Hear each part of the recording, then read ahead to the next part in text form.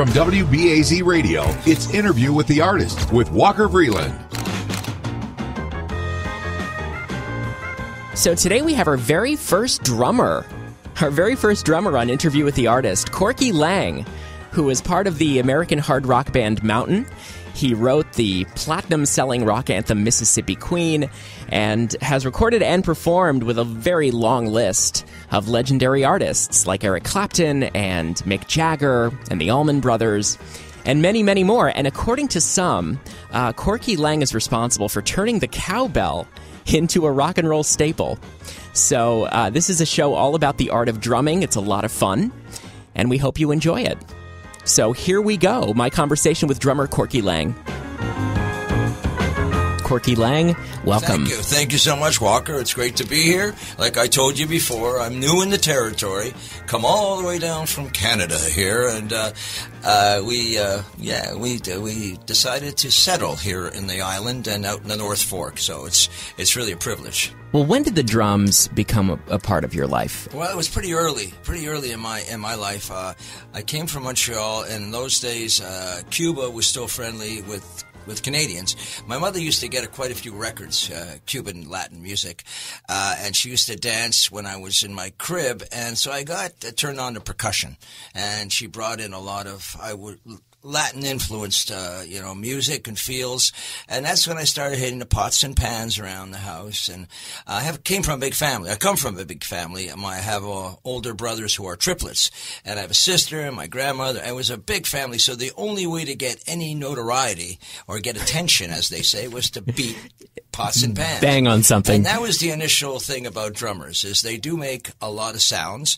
and you can't help but notice them if they're really hams. And so that's what I did. I started hamming it up way back and moved from tambourine to bongos to whatever I could hit to get attention. And that's basically how deep and sensitive I am. Just hit it and make noise. Somebody will look at you. Well, so it's more than just having rhythm. Often, the instrument a musician plays fits his personality psychologically. Yes. It's like an extension of you as a person. Yeah, I'm trivializing it a bit with the pots and pans. Yeah, I happen to say I don't want to be pretentious about saying I have rhythm, but I do have a lot of feel in myself, whatever the feelings are, and I think that I perpetuate all that by getting on and becoming ambidextrous and getting the hands and the feet going. And yeah, there's the technique goes along with the feeling, and if you get it right, it's a lot of fun. It's physical. It's probably the most beautiful choreography you see without standing up. Mm-hmm. Drums are a beautiful instrument. I mean, it's probably one of the oldest instruments, one of the oldest professions. People think the prostitution is the old. No, the drummers played for the prostitutes in the way back in the old days. The point is that it's a fantastic instrument, and everybody, Walker, is a drummer. We're all drummers. We have heartbeat, and I don't want to get too corny, but it really works when you follow your own tempo, your exacta capasa. It makes life a lot easier. You sort of even don't have to try, because your rhythm will take you. Your tempo will tell you how to relate to people, and it goes on and on. So it's a pretty organic. Natural instinct. It is. And I got to tell you, you got to be very lucky to find those instincts, your personal instincts, to discover them early in life, some of them, and to investigate. And the investigating is a lot of fun too, because you don't know where you're going to end up. And I think some of the best musicians really don't know and can't describe what they do, because it's a whole other orbit. It's a whole other wave. And when I say that, I'm not being, arrogant in any way. I'm saying that we all have our ways. And if you really dig in and educate yourself and listen, that you can really find out a lot about yourself and about what you're going to do and how you're going to do it. It's true for a lot of art forms and a lot of great artists. Yeah. They can't put their finger on exactly what makes them great. Yeah. They don't know they're great. That's it. I really don't think so. I mean, forgive me for being sort of philosophical about it, but I agree with you, Walker. It's kind of like you do interviews with people. God knows there's plenty of information out there with the Twitter and everything. So people are talking, but I'm not quite sure they know what they're talking about, and really, I shouldn't say it because I talk too much normally, but I do one thing, Walker. In between, I really listen. Yes. And I listen to how badly I could be communicating, and we all do that. We want to be effective. And in order to truly listen, it takes a certain level or a certain lack of self-consciousness. Absolutely. Getting out of your own way. Well, there we're going back to the unconscious. Right. And that's the wave we're talking about. But in terms of technique, how did you learn how to play the drums? Were you mimicking? Yes. And who were you mimicking? Keith Moon. Aha. By the way, which I still have no idea after studying him, and I was fortunate enough to be a very good friend of his, and I wanted to be Keith Moon. It wasn't a matter of just, playing like him. I wanted to be him. He was an amusement park unto himself. He was a party. He didn't need anybody. And to watch him play, that's the person I initially emulated. And then again, he's one of those people who, by the way, when I did befriend him, talk to him about what he does, I said, is there something you could tell me about? He says, well, mate, what you want to do is you keep the cymbals really down low so you can see the cleavages on the girls in the front row. And I said, well, that's a nice musical advice. That's some musical advice. And then he says, oh, by the way, he says, wear a white shirt because you're in the back, you've got to be seen. And I said, what about the drumming? He says, what about the drumming? I love it. I said, well, can you, no, mate, I have no freaking idea. It's the best. I'm sorry, it sounds a little pretentious telling the story, but it's real. It really happened, and I was fortunate enough to cross paths with these people. And then, of course, you had the Ginger Bakers, and you had the Dino Dinellis from the Rascals. You had Carmine Appice. You got these guys. Drummers are a whole different ilk, if you want to say so. And so you learn by just watching. It's just a very simple thing. There's a place called the Esquire Ballroom in Montreal. They had all the R&B acts coming through, what do you call it, Wicked Wilson Pickett, James Brown. And the way the actual show was set up, the drummers were up high, and you were able to walk around the back of the stage. So I watched these guys, and you watch their feet, and then you watch the hands, and then you watch their eyes, and you just see how they're connecting it. That's the way I started to learn. And the rest is just listening and playing and staying healthy, by the way.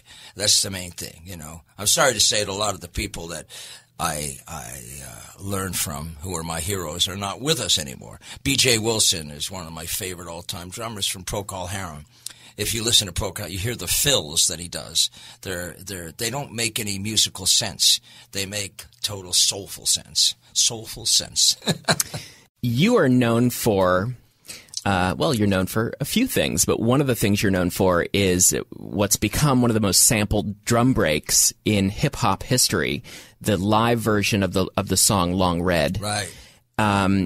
Tell me about that night, that performance. What do you remember about that night?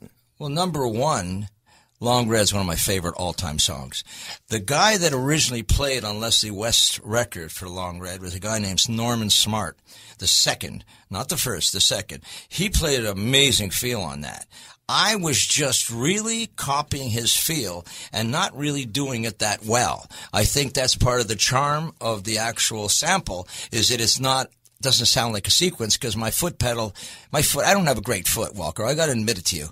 After all these years, I do not have a great right foot. And then I broke it one night, and so. On stage? On stage, yes. I jumped over my kit trying to ham it up, and I broke my ankle. And now, when they say when a bone, when it mends, it's that much stronger. Yes. It's actually true. So it probably made you a better drummer. Yeah, I don't know about a better drummer. My right leg. But in terms of that sample, I guess I'm very proud of that, because I worked very hard to get that feel. It's a different feel. It's a kind of a funky feel. And Mountain was not a funky band. It wasn't known for R&B at any kind. But that feel, to play that hard, like I was saying, don't forget you go, and you're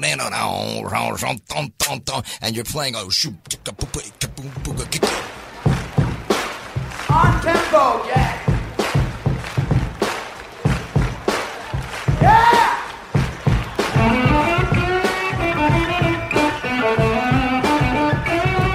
and I'm going, play that hard. I mean, you can't just, I'm not doing this wussy thing. It's not, it's like growing old. It's not like for wussies, you got to like get in there and just put out. That's what I remember, putting out. That's what she said last night. But that's what drummers do. They put out. Yeah. You're also known for, I believe, the live recording of Mississippi Queen. Yeah. Is that right? Well, I don't. When you say known for, that's very kind. Well, that's what is written about you. That's what's said about you. Well, when the Queen originally was played with this local band Energy. I played it in Nantucket. There wasn't a song. We were playing Cripple Creek at the time, Levon's song, and the lights went out, the power went out in this beach club in Nantucket, and there was this gorgeous chick from the South. Her name was Molly, and she had a see-through dress, and she was sweating. It was one of those beautiful, movie-like B-movies, and she's dancing with a good friend of mine. And my friend Roy Bailey knew, that he had something going. He was going to get lucky, but I kept playing. When the power went out, I kept on playing the beat to Cripple Creek, like shoot, kupa, kupa, Yeah. And as she's out there, I went, Mississippi Queen. I was on soul pills at the time, and I was screaming. There was no mics. I screamed at her. Mississippi Queen, you know what I mean? Don't stop dancing. So it was just all an improv. All improv. It was all a rap. But what happened, coincidentally, Walker, is somebody had a tape machine.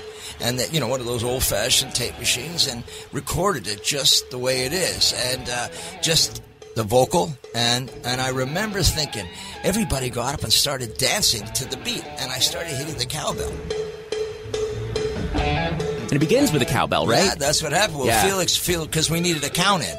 And it sounds really stupid. 1, 2. So I just did that. And we were playing, when you do sound checks, we were working on feels. And when you play big arenas, and at that point, that's where the band was going, yet you can't just, I had to do something that counted in things. The cowbell cuts through everything. So I did the cowbell. And I remember going in the studio, and Felix says, "No, leave the cowbell."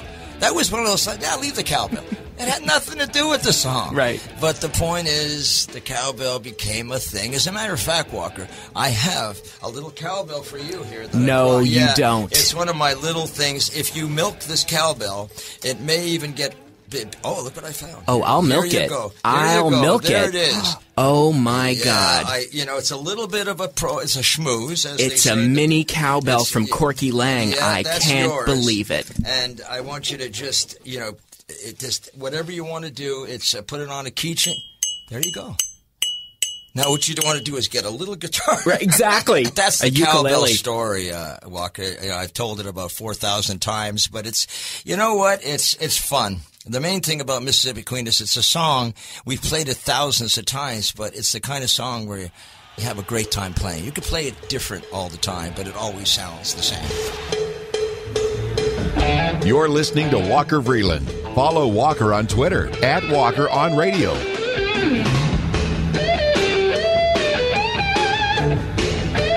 What was the road like for you? How did the road treat you? And how did being on the road affect your life? Did you have a family at the time? No, not at the time. No, it always does, though. I mean, eventually I did get a family. Adopted my son, Colin, in 1987. Actually, he was born in Long Island. He was born in Long Island, and we were in Connecticut. Yeah, it does affect you. Yeah, there's no question. I don't know any performer that has to. It's definitely walking around with huge guilt trips as to whether you're an actor and you got to go out of town, you drag the kid and stuff. It's not a perfect life for a father. Well, how did it affect you? Badly. In what way? And badly, I think I lost communication with my son. Mm-hmm. I mean, it goes back and forth, and I don't want to get into a regret. He knew that I was a musician before, he came into the family, and he was aware of that. There's nothing you can do about that, because it's going to affect the relationship.